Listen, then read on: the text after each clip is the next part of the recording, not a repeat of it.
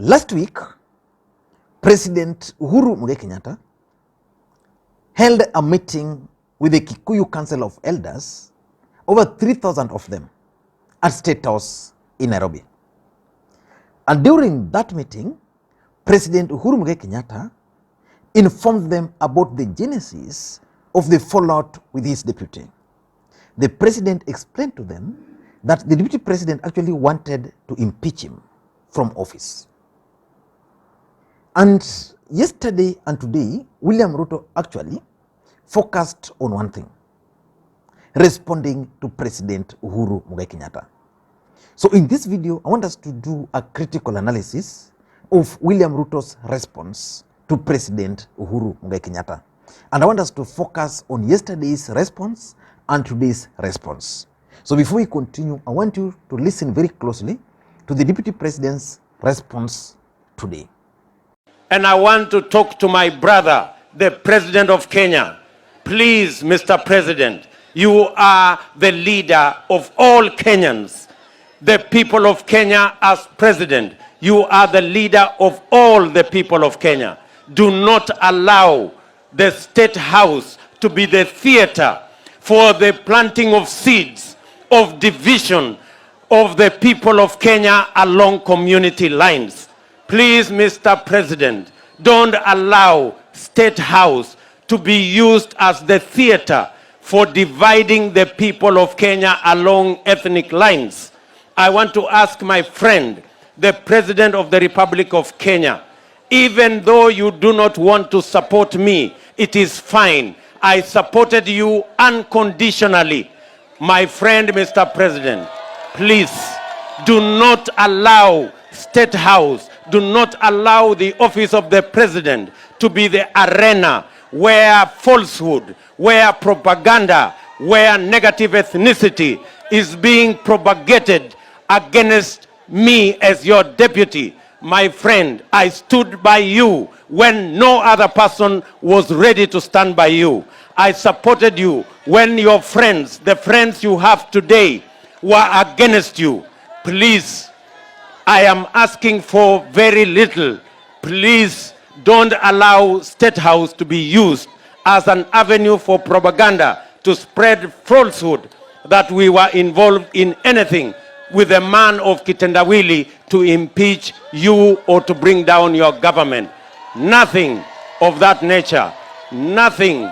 And you know it, my friend, Mr. President. You know it, that it is not true. You know it is false. And I want to request you with humility that please protect the office of the president so that it doesn't become an arena or theater for falsehood, propaganda, and planting seeds of division of the people of Kenya. And yesterday, the Deputy President was very clear that President Uhuru Kenyatta is actually ashamed. The Deputy President insisted that there is no way he could have plotted to remove the president he helped put in power. Na mnajua wale watu mimi tunashindana na wao wamekosa agenda, wamekosa mpango, wamekosa plan. Sasa ni watu wa porojo, sasa ni watu wa story, sasa ni watu wa fitina. Ati hata wengine wanasema ati mimi Deputy President wa Republic of Kenya. Mimi nauliza nyinyi, bila ya ubaguzi, watu wa Malindi, nani alisaidia Uhuru Kenyatta 2013 akawa rais? Nani? Ni kitendawili ama mimi? Nani alisaidia Uhuru Kenyatta 2017 akawa rais? Tafadhalini my friends, mkuwe na heshima kidogo. Please, mkuwe na heshima kidogo. Mimi ndio nilisaidia Uhuru Kenyatta. Kuweni na heshima kidogo. Hata kama hamutaki kuniunga mkono, wacheni porojo na propaganda ya bure. Wacheni kugawanya wa Kenya. Ati William Ruto anaweza kupindua mtu ambaye nilimweka kwenye ofisi? Please, my friends. Wacheni porojo na propaganda. Munagawanya taifa for nothing. Kwa sababu Wakenya wamekataa ukora wenu. Wakenya wamekataa kupangwa na nyinyi. Wakenya wamekataa project yenu. ambayo mnataka kutumia ati kuendesha ukimabavu juu yetu. Wacheni porojo. Mimi ni mtu mzima. Mimi ni mtu niko na akili zangu.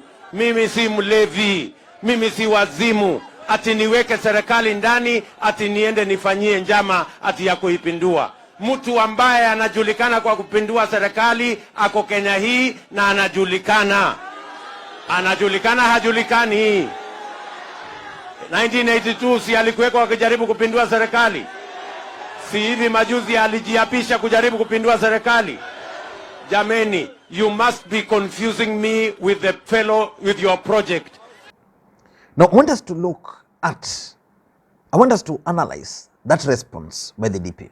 But before that, I want us to try and figure out what President Uhuru Kenyatta has actually achieved by the statement he made to the elders. The first thing he has achieved is that he has provoked the deputy president. Uhuru Kenyatta understands very well how to deal with this deputy president. If you've been following Uhuru Kenyatta, he normally does something, then he takes a backseat. So on this matter, he told this Council of Governors that the deputy president wanted to eliminate him, or maybe the deputy president wanted to impeach him. Then that information got out. He's now quiet. The deputy president and his brigades are all over the country talking about it. So that's actually what he wanted to do, to provoke the DP. Number two, the president also intended to spill more beans on the DP. In fact, the president has been accused of taking too long to tell the country what really transpired between them, because even personally, I've been unable to understand what transpired between these two dynamic duos. So I think the president is spilling more beans, because if he met with over 3,000 elders and he shared like 3 hours with them, and they were just talking, and then gave them an assignment of going to the ground to tell the people what really transpired. And you know, some of these wazis, they hardly discuss with irrelevant people what they discussed inside there.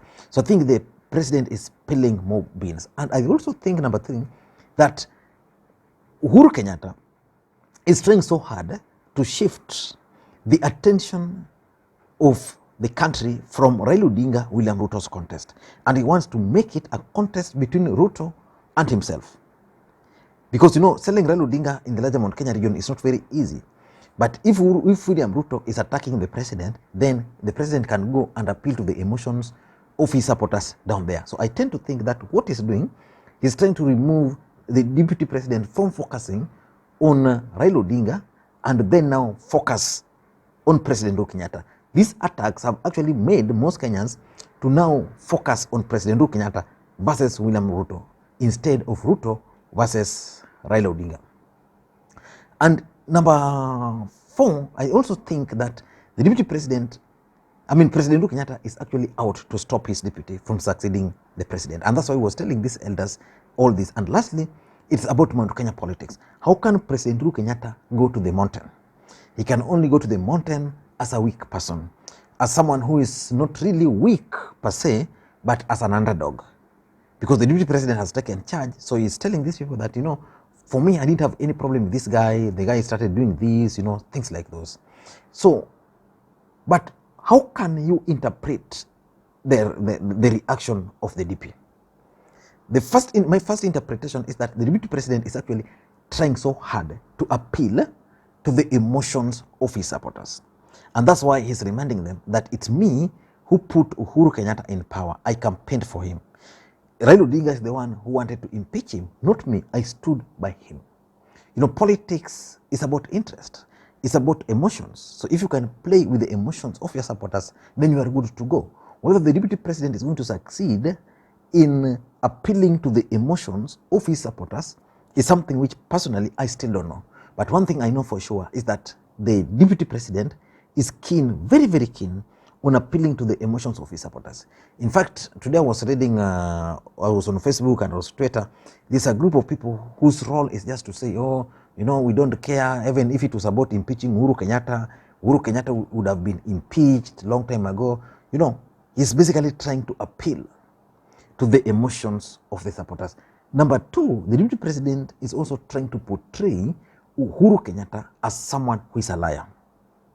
And the truth of the matter is that in politics, the only constant thing is betrayal and interest. As long as Uhuru Kenyatta's interest and those of the deputy president were not going to converge, they were bound to fail. I mean, they were bound to break up. As long as their interest was not converging, they were meant to betray each other. So what the deputy president is keen on doing is trying to tell Kenyans that probably he's the only person who supported Uhuru Kenyatta, and therefore Uhuru Kenyatta should support him. But he's saying that for me, I supported this guy, but although he doesn't want to support me, which means he's now willing to just let it go. But what he's not happy about is the fact that the deputy president is, that President Uhuru Kenyatta is actually campaigning against him. And number three, I think the deputy president is keen on shifting the blame to Raila Odinga. You know, they're being asked that Uhuru Kenyatta is saying Ruto wanted to impeach him. So instead of addressing the issue of Ruto impeaching Uhuru Kenyatta, they're shifting that blame to Raila Odinga having made an attempt to impeach Moi, that Raila Odinga saw himself as the president of the Republic of Kenya, and that Raila Odinga is hungry for power. So basically, for them, they don't want to address the issue of the impeachment. They want to relate. Like today online, I saw most of their supporters trying to share photos and clips of Raila Odinga during the NRM movement. So you wonder how they are related, while the president is saying, this guy wanted to impeach me, and Raila Odinga came to my aid. And number four, from William Ruto's response, you can see that the man is keen. From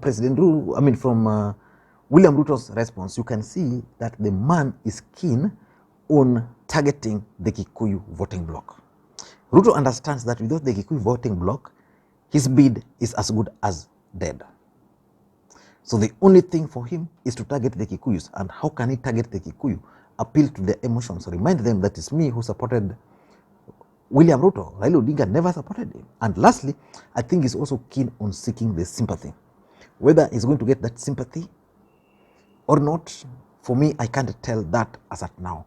But clearly, the deputy president is out to seek sympathy.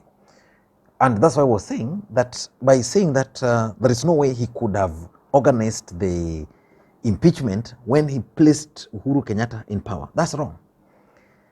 The history of political coups in Africa is very clear. Most of them have always been engineered by friends. So if Uhuru and Ruto are friends, then it means they have the ability to betray each other.